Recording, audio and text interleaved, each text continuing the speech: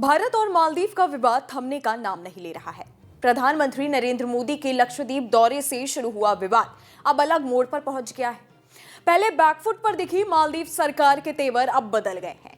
चीन के दौरे से लौटने के बाद मालदीव के राष्ट्रपति मोहम्मद मोइज्जू ने ऐसा बयान दिया जो आग में घी की तरह था। मोइज्जू ने कहा कि उनका देश छोटा है, इसका मतलब ये नहीं कि किसी को उन्हें आग दिखाने का लाइसेंस मिल जाता है।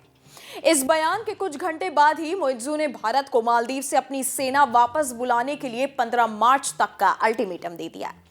बाद में दोनों देशों के अफसरों की बैठक हुई तो भारत भी इसके लिए तैयार हो गया। सोशल मीडिया पर भी यूजर्स अलग अलग तरीके से मालदीव और भारत की तुलना कर रहे हैं। नमस्कार, मैं हूं नंदिनी शुक्ला और आप देख रहे हैं न्यूज नेशन का डिजिटल प्लेटफॉर्म। इस वीडियो में हम आपको भारत और मालदीव की सैन्य क्षमता के बारे में बताएंगे। अगर मालदीव की सेना की तुलना भारतीय सेना से करें तो जमीन आसमान का फर्क है। एक तरफ भारत दुनिया में सेना के मामले में चौथे स्थान पर है, दूसरी तरफ मालदीव 160वें स्थान पर है। भारत की सेना थल, जल और वायु तीनों क्षेत्रों में मौजूद है। मालदीव में राष्ट्रीय रक्षा बल, क्विक रिस्पांस फोर्स, सुरक्षा समूह और तटरक्षक बल शामिल है। भारत सरकार अपनी सेना पर 11 खरब से ज्यादा खर्च करती है, जबकि मालदीव सरकार मात्र 3 अरब 40 करोड़ ही खर्च करती है। भारतीय सेना के पास राफेल, तेजस जैसे खतरनाक फाइटर जेट मौजूद हैं, जबकि मालदीव के पास एक भी फाइटर जेट नहीं है। मालदीव की सेना भारत की तरफ से दिए गए ध्रुव हेलीकॉप्टर का इस्तेमाल एक जगह से दूसरे जगह जाने के लिए करती है। कुल मिलाकर मालदीव भारत की सैन्य ताकत के आगे फिसलती है।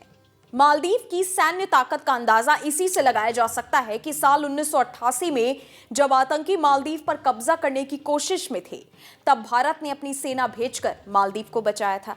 अब चलते चलते आपको यह भी बता देते हैं कि मालदीव में भारत की सेना के कुछ जवान क्यों हैं, जिनको अब मालदीव वापस भेजना चाहता है। दरअसल नवंबर 1988 में तत्कालीन राष्ट्रपति मोमून अब्दुल गयूम की सरकार के अनुरोध पर तख्तापलट की कोशिश को विफल करने के लिए भारत के सैनिकों ने सैन्य अभियान के लिए द्वीप में प्रवेश किया था। इस ऑपरेशन में भारतीय सैनिक राष्ट्रपति को सुरक्षित करने और विद्रोहियों को पकड़ने में कामयाब रहे थे।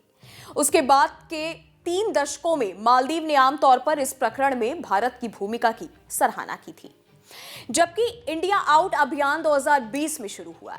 यही नहीं, करीब 10 साल पहले भारत ने मालदीव को 2 HAL ध्रुव हेलीकॉप्टर लीज पर दिए थे। इसके अलावा ड्रोनियर 228 एयरक्राफ्ट भी दिया जा चुका है। भारतीय आर्मी के जवान इन क्राफ्ट्स की देखभाल करते हैं, इनको संचालित करते हैं, सैनिक डॉक्टर के तौर पर लोगों की सेवा करते हैं और वहां के पायलटों और सैनिकों को ट्रेनिंग देते हैं। एक्सक्लूसिव इकोनॉमिक जोन सर्वे का काम भी भारतीय सैनिक ही करते हैं। आपको बता दें कि भारत और मालदीव के बीच संबंधों में तनाव लगातार बढ़ता जा रहा है। बताया जा रहा है कि मोइज्जू सरकार अब तुर्की के साथ घातक ड्रोन समझौता कर रही है। मोइज्जू सरकार ने तुर्की के राष्ट्रपति एर्दोगान के दामाद की कंपनी के साथ 3 करोड़ 70 लाख डॉलर के एक समझौते पर साइन किया है। आपकी इस वीडियो के बारे में क्या राय है, हमें नीचे कमेंट सेक्शन में जरूर बताइए।